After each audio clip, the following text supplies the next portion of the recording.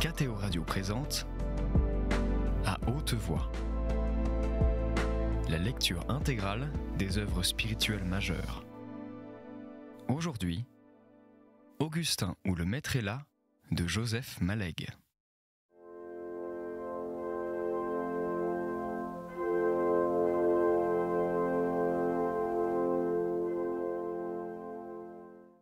Des deux jeunes filles debout sur le palier, la plus grande est celle qu'Augustin connaît déjà, qui lui a parlé à l'église.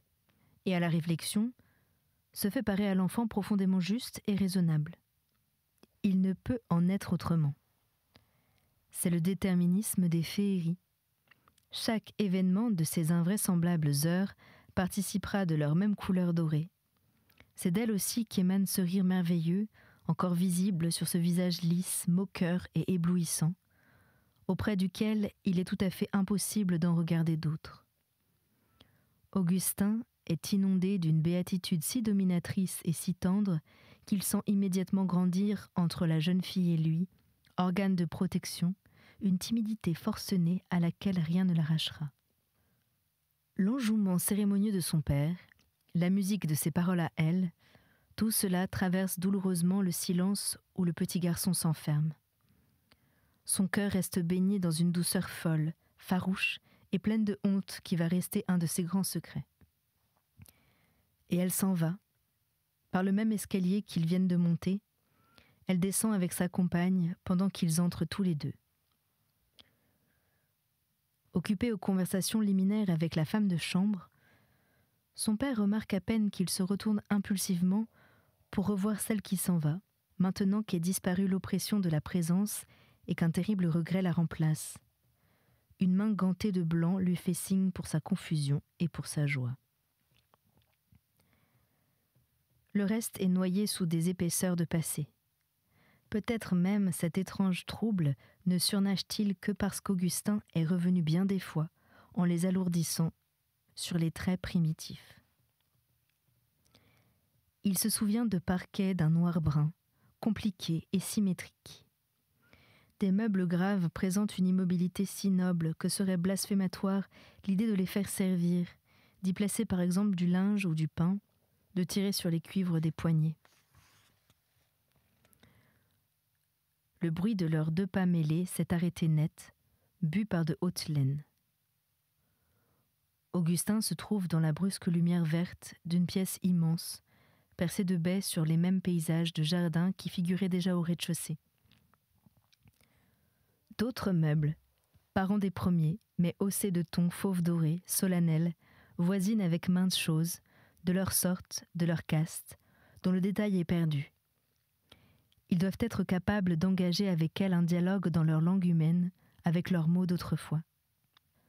Intentionnellement disposés çà et là dans la vaste pièce, sont des emplacements spéciaux par lesquels il convient de passer, des invitations courbes à se rendre à telle place précise et non pas à telle autre. Contre le mur du fond, dans une étonnante cheminée blanche, à l'extrême portée du regard et de l'impression, un feu de bois siffle avec douceur en plein printemps.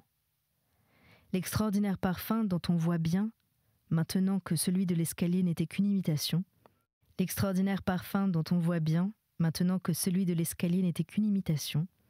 circule en volume massif, et si préhensible qu'Augustin est bien sûr de lui arracher cette fois le secret qu'il dissimule. Tous ces fragments disséminés, mais unis par une ressemblance de famille, ont clairement l'intention de diriger l'esprit vers une chose commune, centrale, autour de laquelle tout doit sans doute s'ordonner. Mais ce point suprême reste irrévélé. Augustin ne l'a pas découvert encore, à moins qu'il ne soit la main violette et vêtue de mitaine dont une très vieille dame, assise dans le contre-jour d'un fauteuil à oreilles, agite avec un tremblement plein de dignité un face-à-main d'or ciselé. Les mots qu'ils se disent, elle et son père, Augustin ne les retrouvera jamais, bien entendu. Tout au plus voltige dans le grand recul du temps, reconnaissable encore sous les reconstitutions, quelques restes d'une voix cassée et dominatrice, où certaines diphtongues sont filées comme des notes faibles et nobles, qu'il est de haute convenance de laisser rendre toute leur valeur nasale et tout leur timbre. Surtout, plus que ces détails, plus que cette main ou cette voix, ce qui occupe l'âme d'Augustin, c'est l'inépuisable étonnement d'ensemble où le plonge cette vieillesse, si différente de toutes celles qu'il connaît déjà.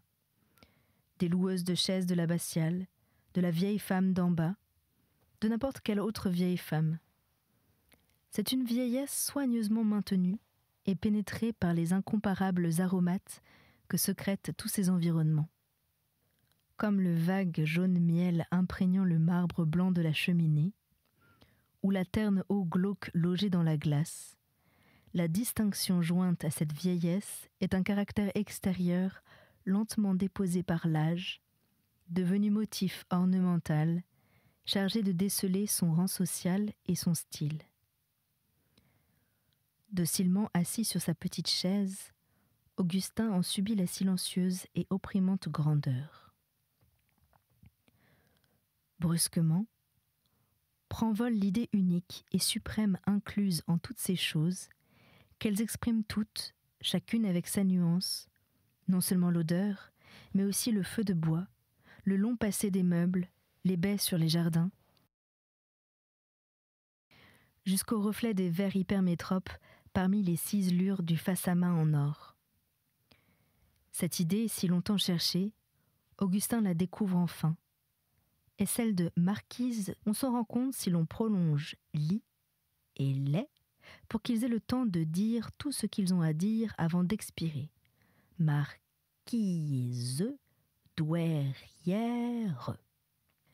L'énigme résolue, Augustin brûle d'en soumettre le mot à son père, dès son retour dans la rue. Un juste orgueil l'enflamme. L'étonnant salon ne l'intimide presque plus.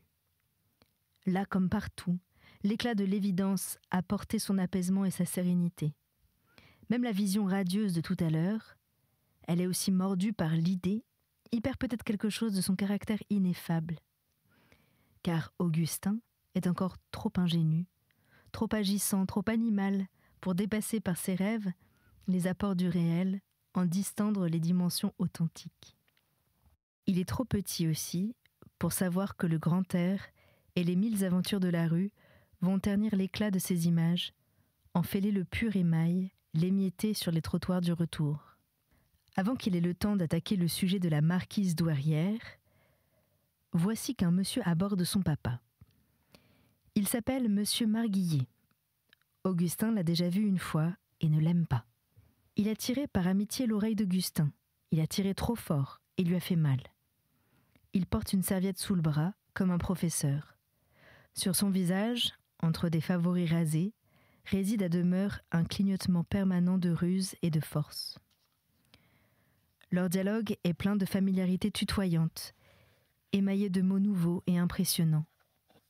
« D'où que tu t'amènes ?»« Ah oui, les 2 préfailles. La vente des sablons les avait remis à flot. Mais il y a 15 ans de ça. Et un jour ou l'autre, ça tirera dur. Le père chose, la députation, tout ça, c'est entre nous, hein, mon vieux. Toi, c'est pas ton rayon. » Monsieur Méridier prend un air qu'Augustin ne reconnaît pas davantage, une expression de complicité timide et de subordination semi-railleuse. Ce dialogue qui stupéfie l'enfant, c'est le réel et le présent contre lequel aucun rêve ne vaut, aucun souvenir, même éblouissant, n'est de force. Celui de la jeune fille est en train de s'émacier, de perdre sa substance. Il se prépare à participer d'un conte de fées, à se faire intermédiaire entre ce qui est arrivé et ce qui ne peut pas l'être. Les choses véritablement vraies sont celles qui ont le pouvoir de recommencer régulièrement, de se changer en habitudes commodes, comme faire ses devoirs, déjeuner, aller le dimanche à la messe avec sa maman. Mais vous sentez, sans doute, combien il est invraisemblable que cette jeune fille merveilleuse consente à revenir régulièrement créer pour Augustin des habitudes de bonheur. Dans le cœur de ce petit garçon décidé, quelque chose se détacha, décrut au fil d'eau inéclairé. En signe de quoi? Augustin arracha la canne de son papa, la chevaucha et gambadant, cria « Tu-tu-tu, tu-tu-tu, tu-tu-tu » Bien peu de gens, sans doute, eussent pu deviner, sous cette prouesse équestre, tant de contraintes sur soi et de fermeté antisentimentale. Pas même ceux que ce sport inattendu eût certainement étonné d'un petit garçon si réfléchi et si calme. Bien des années plus tard, c'est l'image privilégiée dont Augustin s'émeut encore quand il recherche sur un chemin aux 1000 traces, parmi les innombrables pas d'adultes, les vestiges de ses pas d'enfant.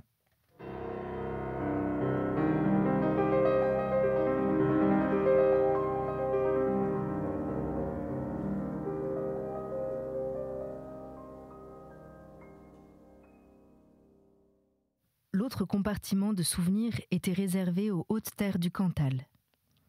On se rendait là en plein été, 2 ou 3 semaines après le début des grandes vacances. Il y avait eu plusieurs expéditions semblables avant la naissance de la petite sœur. Là aussi, les souvenirs se mêlaient. On ne pouvait retrouver au juste à quelle époque de la préhistoire remontaient quelques-uns d'entre eux. Détachés de leur souche, ils erraient en un temps sans date et ne savaient où se poser. L'état d'esprit des voyageurs différait devant le voyage. Monsieur Méridier emportait des notes, des livres, et se promettait des joies abstraites. Maman disait « Ah, si ce n'était pas la santé des enfants !» Mais Augustin comptait les jours. Un remue-ménage de malles et d'armoires ouvertes durait jusqu'aux petites heures du matin. D'autant plus gros de promesses qu'il s'efforçait d'être silencieux. Il annonçait l'approche d'un bonheur immense qui filtrait par toutes les claires-voies de la nuit. Cette joie active et proliférante se nourrissait toute seule pendant qu'on dormait, grossissait, finissait par faire éclater le sommeil. Augustin se trouvait réveillé à des heures paradoxales et inidentifiables pour voir que sa jeune maman circulait encore sur des pantoufles sourdes, masquant la lampe de sa main gauche quand elle passait devant les petits lits. Alors il comprenait que ce bonheur était réel, presque arrivé, riant déjà dans cette couleur de vieille paille, distillée par la lampe à huile. Son cœur, libéré d'une trop pesante joie, désormais étale et doucement heureux, lui laissait juste le temps de sentir contre sa joue le tiède et lisse oreiller d'enfant, avant de retomber au sommeil. Du voyage, en chemin de fer, peu de choses en vérité surnageaient. Il y avait 2 sortes de wagons. Les vrais, ceux de 3e classe, seul cadre convenable aux obligations multiples qui incombent à un petit garçon réfléchi. Faire attention, ne pas perdre le paquet qu'on serre dans ses bras, rester bien tranquille sur le siège marron sale, en attendant que tout soit casé. Et puis les autres, capitonnés de bleu et de gris, qui n'ont pas l'aspect des vrais voyages, ne sont pas destinés aux vrais voyageurs. L'idée ne viendrait pas à une personne raisonnable d'aller s'y asseoir. Il y avait aussi 2 sortes de paysages. Celui que traversaient les premières lenteurs du train, les voies enchevêtrées, les cabines d'aiguillage, les maisons d'ouvriers bordant des rues écrasées de charrois. Les paysages ne comptaient pas. On passait sans les voir, comme on n'écoute pas un mot malsonnant. Il commençait de compter dans la grande campagne, quand il glissait à contresens d'un train dont la vitesse de fuite amusait et décevait à la fois. Car le papa d'Augustin lui avait expliqué les différentes espèces de trains. Distincts des omnibus étaient les grands express, dédaigneux qu'Augustin... Distincts des omnibus étaient les grands express dédaigneux qu'Augustin prendrait plus tard, qui vont vers les lointaines villes. Et le convoi haletant continuait son voyage entre des talus en fuite, poussifs et méprisés. Dès qu'enfin l'on atteignait la petite gare perdue où attendait la diligence, le paysage redevenait affectueux et immobile, non plus en contrebas du train, mais de plein pied avec le sol. Il perdait son aspect glissant et instable. Il avait repris racine dans la calme terre. Il vous enveloppait de son long repos. Et malgré cela, pénétré par l'esprit du voyage, il semblait le prolongement des 12 endroits campagnards dont on lisait le nom en lettres jaunes sur les côtés de la voiture, près de la boîte aux lettres. Il était l'extrême pointe des contrées où l'on passerait bientôt. Des paysannes chargées de paniers se rendaient à ces contrées. Elles montaient à l'intérieur de la diligence, tandis que le papa et la maman d'Augustin retenaient les places de devant qui coûtaient 10 sous de plus. On pouvait, à condition de les contourner avec prudence et d'assez loin, contempler les 2 gros chevaux à la queue nouée, autour desquels tourbillonnaient les mouches. Il les chassait en vain, avec cette queue trop courte, avec leurs pieds, avec les plissements vagabonds de leur peau. Il sentait une forte odeur, pas désagréable. Il sentait le cheval. Tout était si beau qu'on éprouvait, gonflant le cœur, ou peut-être les poumons, ou peut-être le larynx. Augustin connaît le nom de tous ses organes. Une envie de chanter ou de crier. Michelou, le conducteur, hissait par l'échelle des malles qu'il abattait ensuite sur le toit de la diligence. Mais il goûtait peu la continuité dans ses emplois du temps violent. Il les aimait mélangés de rire, de repos et de vin blanc. Aussi querellait-il en rude patois des planaises les paysannes au panier, tandis que la courbe de son ventre, expansive et déboutonnée, tremblant sur sa ceinture en secousses débonnaires, faisait signe que c'était pour rire et qu'il ne querellait pas.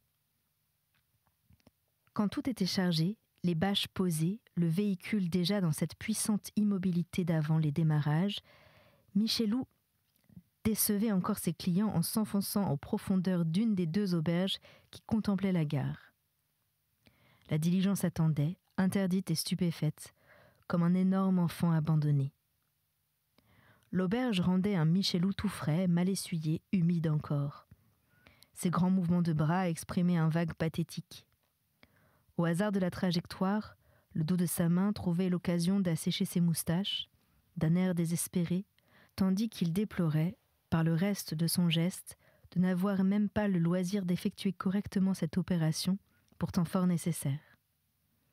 Enfin, d'une course dont le rythme se transmettait à son ventre, la double et vaste convexité de ses jambes faisait de son mieux pour regagner, par des moyens bien insuffisants, le temps que lui avait fait perdre l'importance du chargement, 1000 circonstances adverses et la volonté des destins.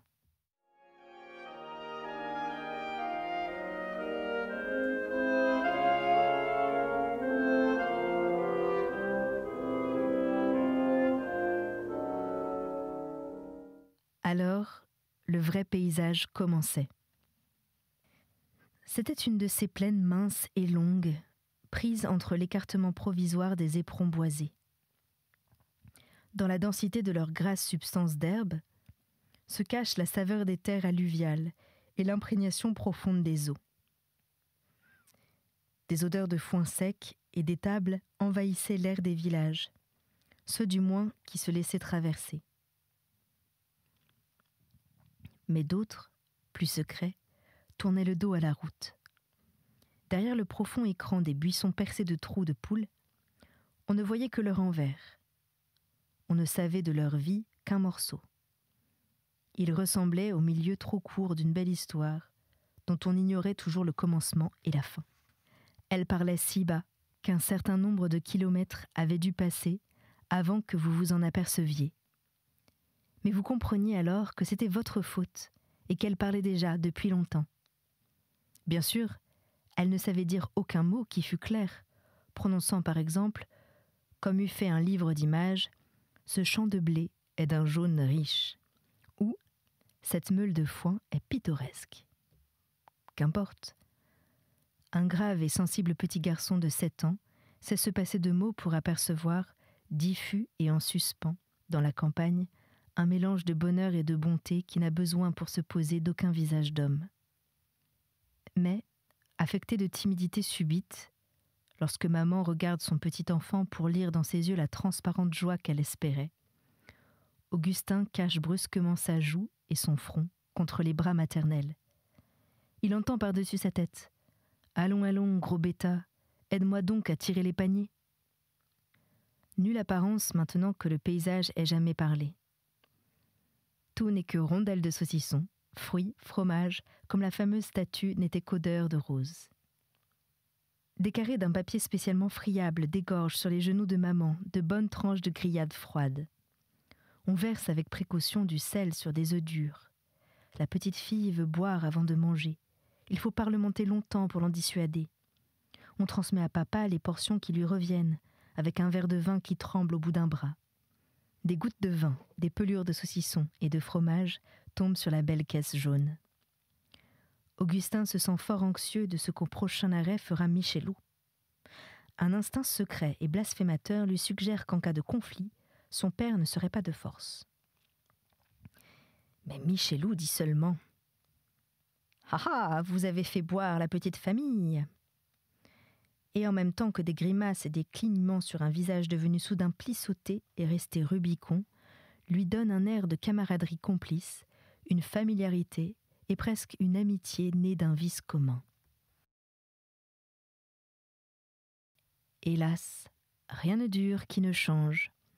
Peu à peu, le beau vase aux parois faites d'air, qui contenait tant de promesses, se vide, s'assèche, on ne sait par quelle fente invisible. Plus rien que de la poussière, d'inertes feuilles vertes, toutes les formes de la lassitude, le feu d'un brutal soleil. Augustin ne se souvient même plus que la terre ait été trempée de fraîcheur et suintante de joie au premier tour de roue. Il n'eût pas voulu revenir à ces moments, pas plus qu'il n'eût souhaité retrouver le départ, les femmes au panier et l'allégresse des premiers villages. Tout était rance et long. Déjà, vers les endroits où se rendait la route, au bout du chemin tordu par tous les caprices des tournants, passant tantôt de ça, tantôt de là, grandissant un peu plus à chaque rencontre, posé dans les premiers moments contre un rideau de forêt, puis balayé, perçant, dressé tout seul, rural et gris de tuiles, dans la poussière du soleil, annonciateur et parti du hameau fin d'étape, on voyait enfin le clocher. Nous sommes à la Borie des Saules. C'est la Borie des Saules. Il faut un certain nombre de répétitions pour se pénétrer de cette vérité. Importante et ridicule, compensant la marche au pas dans la longue campagne, la diligence commence un petit trot triomphal. Elle retrouve à la fin la vitesse du départ. Le milieu s'absorbe et disparaît entre ces deux extrémités étincelantes. La diligence roule désormais devant maintes choses rangées sur le bord de la route. Les hameaux projettent ces objets devant eux, en grand nombre, de chaque côté des chemins vicinaux, pour que les voyageurs connaissent leur approche, les prennent peut-être pour des sous-préfectures, au moins pour des chefs-lieux de canton, et conçoivent de l'estime pour eux. On voit là des lessives sur les carrés de prairie, des troncs d'arbres écorcés, empilés, marqués de lettres rouges par le marchand de bois, une machine à battre rangée pour la nuit, de défiants matous errant dans les jardins, des charrues et des roues avoisinant les hangars d'un charron forgeron, un cortège de poules et d'oies qu'on dérange, et aussi des casseroles rouillées jetées dans les orties avec de vieilles chaussures et d'autres détritus innommés. Qui réfléchit découvre immédiatement qu'il y a deux la Borie des Saules. D'abord cet ensemble d'objets sans prestige qui voudrait bien se faire englober sous ces syllabes délicieuses. Et puis la réalité cachée, voilée mais substantielle, qui se dissimule sur leur timbre pur. Vous sentez tout de suite que c'est un nom doré, joyeux, avec une inexprimable nuance de soir. On ne l'aperçoit que lorsqu'on prononce, avec le velours qui convient, cet « O » plein de soleil jaune et d'un sentiment triste et doux qui est ce qu'on appelle la mélancolie. La Borie des Saules. Exactement comme pour la marquise. « Qu'est-ce que tu as, petit ?» demande son papa, tandis qu'Augustin s'étudie justement à prononcer ce doux nom comme il faut, ce qui a pour effet d'interrompre net l'exercice. Une fois, quand il était bien plus petit, peut-être la première année qu'eut lieu le beau voyage, les cloches de la Borie des Saules se mirent à sonner, juste comme sonnent les cloches dans les voyages ou dans les chansons. Elles sonnaient sans doute pour quelque fête, peut-être un baptême ou un mariage, car d'autres indices montraient qu'on n'était pas à dimanche. Elles jetèrent dans l'air d'11 heures du matin ces beaux sons d'or volant en éclats en même temps qu'ils naissaient, et leurs morceaux tremblants et ondulés fondaient tout de suite dans la substance du ciel. Or, ces sonneries de cloches s'incorporèrent à l'air de la Borie des Saules, et toutes les fois qu'Augustin y revient, elle s'y trouvait, présente et absente à la fois. Elle l'attendait encore, alors que le curé partit, l'église fermée faute de desservants, les diligences disparues, des camionnettes arrêtées devant un bel hôtel neuf pourvu de garage et du téléphone. Il y avait beau temps que dans le clocher aux tuiles cassées, les cloches d'or ne sonnaient plus.